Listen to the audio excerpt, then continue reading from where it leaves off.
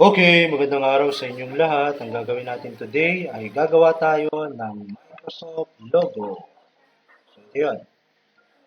Ito muna, puntahan nyo ang CorelDraw.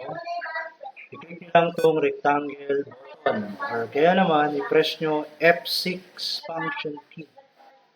Select nyo lang yan isang beses. Click the mouse. Then drag nyo yung rectangle sa screen. Okay. Tapos, mag-zoom in tayo, Ctrl+ using keyboard. Then magpuproduce tayo ng isa pa uling rectangle. Tulad niya, select nyo lang siya. Then i-press nyo ngayon Ctrl+D. Ctrl+D stands for duplicate.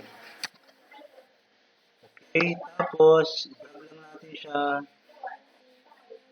mula sa center papunta sa kanan para pagkapantay sila. Bitawan. Ngayon, para makapag-produce tayo ng another rectangle, isi-select natin itong dalawa na to.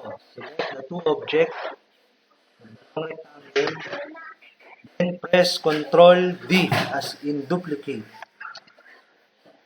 Then i-drag nyo ulit pababa. Dahan lang. At saka nyo ngayon i-release ang mouse.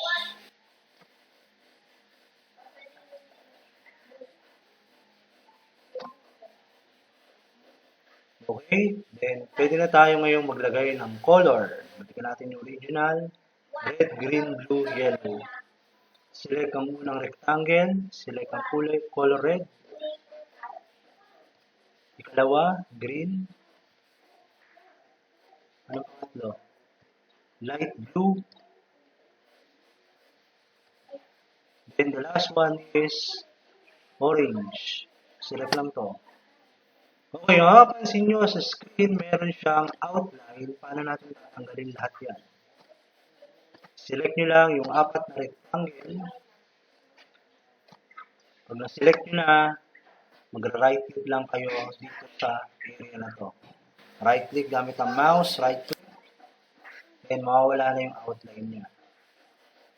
Okay, next, balitin natin ng konti. Then, mag-type tayo ng Microsoft gamit ang text tool.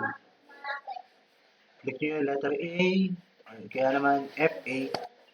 Then, type nyo ngayon Microsoft. Okay, click ng arrow tool or pick tool. Pataas. Basta sa gusto yung size.